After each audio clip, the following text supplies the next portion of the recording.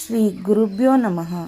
ಸ್ವಾತ್ಮಾರಾಮಂ ನಿಜಾನಂದಂ ಶೋಕಮೋಹ ವಿವರ್ಜಿತಂ ಸ್ಮರಾಮಿ ಮನಸಾ ನಿತ್ಯಂ ಶ್ರೀ ವೆಂಕಟಾಚಲದೇಶಿಕಂ.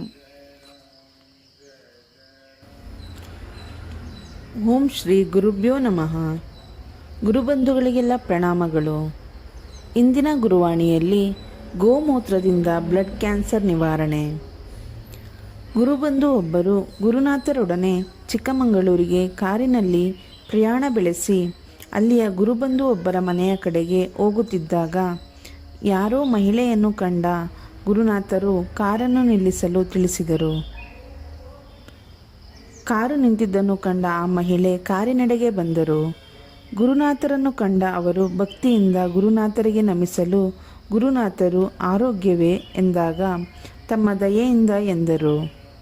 ಗುರುನಾಥರು ಆ ಮಹಿಳೆಗೆ ಇಲ್ಲೇ ಇಂಥವರ ಮನೆಗೆ ಬಂದಿದ್ದೆ ಎಂದಾಗ ನಾನು ಬರಬಹುದೇ ಎಂದು ಆ ಮಹಿಳೆ ಕೇಳಿದ ಪ್ರಶ್ನೆಗೆ ಧಾರಾಳವಾಗಿ ಬನ್ನಿರಿ ಎಂದರು.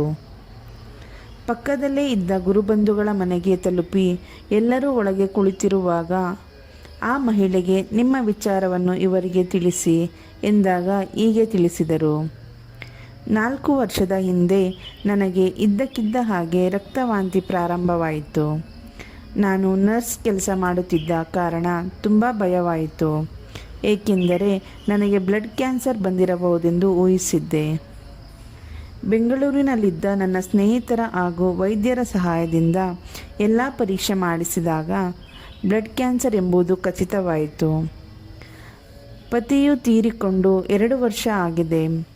9ನೇ ತರಗತಿಯಲ್ಲಿ ಓದುತ್ತಿರುವ ಮಗಳು, ಆ ಮಗುವಿನ ಭವಿಷ್ಯ ಯೋಚಿಸುತ್ತಾ ವ್ಯಾಧಿಯು ತೀವ್ರ ರೂಪ ತಾಳಿಬಿಟ್ಟಿತು. ಬೇರೆ ದಾರಿ ಕಾಣದೆ ಹತಾಶಳಾಗಿದ್ದಾಗ ದೇವರಂತೆ ಬಂದ ನನ್ನ ಗೆಳತಿ ಈ ಭಗವಂತನ ವಿಚಾರ ತಿಳಿಸಿದರು. ಮುಳುಗಿ ಹೋಗುವವರಿಗೆ ಹುಲ್ಲು ಕಡ್ಡಿಯೇ ಆಸರೆ ಎಂಬಂತೆ ಗುರುನಾಥರನ್ನು ಹುಡುಕಿಕೊಂಡು ಸಕರಾಯ ಪಟ್ಟಣಕ್ಕೆ ಹೋದೆ.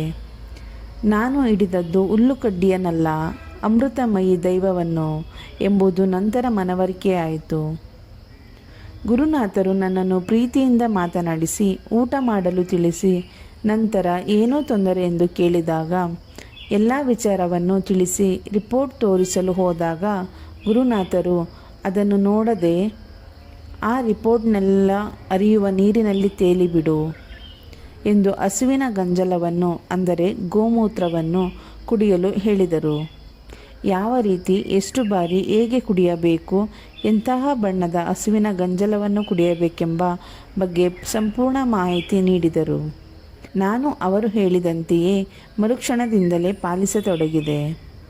ಅಂದಿನಿಂದ ರಕ್ತದ ವಾಂತಿ ಆಗುತ್ತಿದ್ದುದು ದಿನೇ ದಿನೇ ಕಡಿಮೆಯಾಗುತ್ತಾ 2 ತಿಂಗಳಲ್ಲಿ ನಿಂತೇ ಹೋಯಿತು.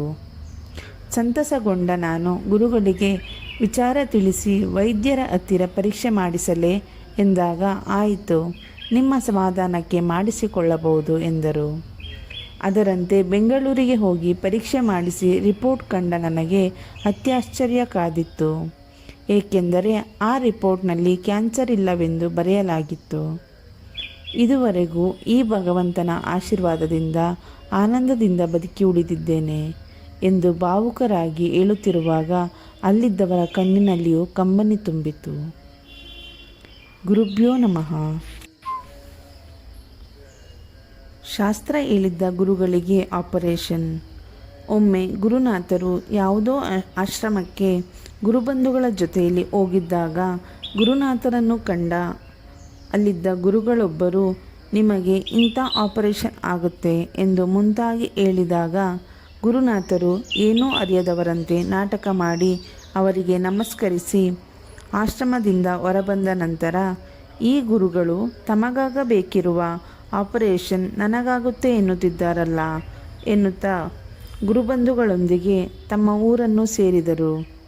ಇದಾದ 3 ತಿಂಗಳಲ್ಲಿ ಗುರುನಾಥರಿಗೆ ಶಾಸ್ತ್ರ ಹೇಳಿದ್ದ ಗುರುಗಳಿಗೆ ಆಪರೇಷನ್ ಆಗಿದ್ದು ಎಲ್ಲರಿಗೂ ತಿಳಿಯಿತು.